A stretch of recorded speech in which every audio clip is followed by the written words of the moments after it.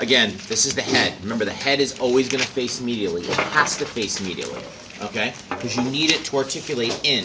You're not going to have this gigantic thing sticking out of the side of your leg. It has to be located in to allow you to move your leg, okay? So this is going to be medial. This is the head of the femur. This is the neck of the femur. This bump right here is going to be known as the greater trochanter, and the one on the same side as the head is known as the lesser trochanter. Okay? Lesser trochanter and greater trochanter. Remember we talked about crista galli, we said crista galli, crista means crest, it's an elevation. This right here is also a crest. See the elevation right there? The elevation? So it's between the trochanters, so we call it the intertrochanteric crest. So this is called the intertrochanteric crest. If we look at the other side, there's an imaginary line that connects the two trochanters. That imaginary line that's right here is known as the intertrochanteric line. So the imaginary line is called the intertrochanteric line. The one with the elevation is called the intertrochanteric crest. Next, this right here, you see a little indentation here. Most of the femurs we have this. Not everyone does. But this is known as the fovea capitis. Okay, fovea, F-O-V-E-A, capitis. Okay? Next, if we look right up here, we see this elevation along the posterior side of the femur. Okay, it comes up along the posterior side. You can notice that the anterior side is nice and smooth. The posterior side has this elevation. The name of this line is called the linea line aspera. Linea aspera. Okay? So remember we talked about when we looked at the humerus, we learned about condyles. Thank you. We learned about condyles. These are also condyles. Does everybody see that? Okay, these are also condyles. Question is, which is the medial condyle and which is the lateral condyle? Well, is this the medial or lateral condyle over here? Medial. It is the medial. Good, because we look for the what? Head. So if this is the medial condyle, this is the what? Lateral. Lateral condyle. Therefore, these elevations, these bumps above the condyles are called what? Epicondyles. Good. So this epicondyle is called the what? Medial epicondyle, and this one's called the what? Lateral epicondyle. Does everybody get that? Okay, great. Now, sitting along the surface of the anterior side of the femur, right here, okay, is going to be your patella. So this part, it doesn't sit like this. It's going to be slightly off a little bit, okay, above it, okay? So this right here is called the patella surface, which should hopefully make sense. It's smooth. Notice that the tibia is going to move backward like that, okay?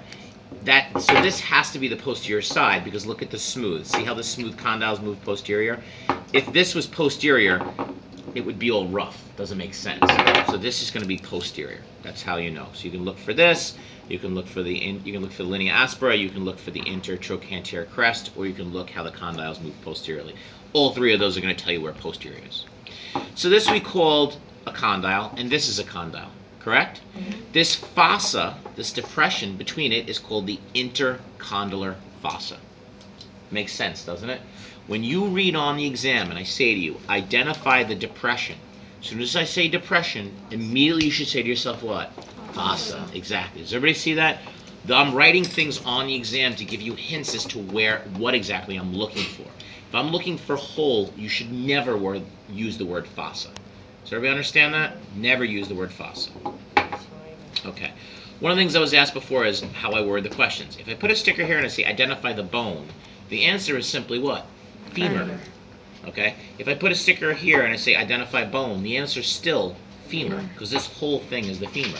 But if I say identify the part of the bone, the answer is greater trochanter. Does everybody understand that? So there's a difference between bone and part of the bone. This whole thing is the bone. All of these are parts of the bone. Okay? The last thing I want to go over is going to be this bump right here.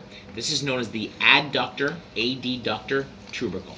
Next week we're going to be going over body movements, body positions and whatnot, and that is going to play a relevance in terms of understanding body positions. It's because it allows for adduction or adduction of the leg, which we're going to go over. Okay, so that again is the femur. Next we have the tibia. Okay, Here is the tibia. We have this bump right here, which is going to tell us where the anterior surface is. You can actually feel it on yourselves. Some of you are going to have larger than others. Okay, some of you are going to have it very large. Some of you are going to have it sort of smaller. Some of you are going to have it a bit more inferior or superior. Okay, it's based on your anatomy. It's also these anatomical structures that help determine whether someone is fast or someone's slow. Okay, it's these type of things, where they have a strong kicking leg or a weak kicking leg. Okay, things like that. So this right here is called the tibial tuberosity. Very simple, tibial tuberosity. Okay. Next, what's really nice about this is we look for this bump right here. This bump right here is called the medial malleolus.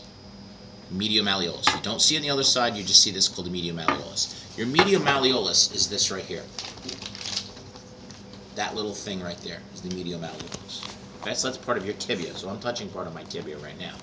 So this is the medial malleolus. Well, if this is the medial malleolus, the rest of this is the medial side of the bone, correct? Therefore, this is the what? Lateral side. So this is called the medial condyle, and this right here is called the lateral condyle. So medial condyle, we know it's the medial condyle because we look for the what? Medial malleolus. The opposite side is going to be the what? Lateral condyle. And then you see this bump in between, okay, in between the condyles? Remember, the word for between is inter. So this is called the intercondylar eminence. Now, the word eminence, if someone says my eminence or your eminence, that usually means it's somebody of high esteem or someone out there, okay? This is eminence. It's a protrusion out there. So this is going to be the medial condyle, lateral condyle, and what? Intercondylar eminence. Does everybody get that? Intercondylar eminence. Okay. Next. On the opposite side, on the medial side, like we said, was going to be the tibia. On the opposite side is going to be the what? Fibula. Very good. Okay. So, that was upside down. And what we do is we notice that this is the fibula, and the fibula articulates with that little notch right there. What do you think we call that notch? Fibular notch. Because what bone articulates with it? Fibula. So this is the what? Fibular notch. Does everybody get that? So that's the fibular notch. Okay, great. Now if we look to the other side, this again is going to be the what bone? Fibula. Now there's a lot of interpretations as to how you can remember this. I've heard them all, and it's sort of, you have to go with the way you are going to interpret it the best. Because I've learned just because my way works for me doesn't mean it's necessarily going to work for you. But the way I've always viewed this about which is superior and inferior, okay, is to me the inferior is more flat. The superior is more rounded and pointed. That's just the way that I've seen it, okay?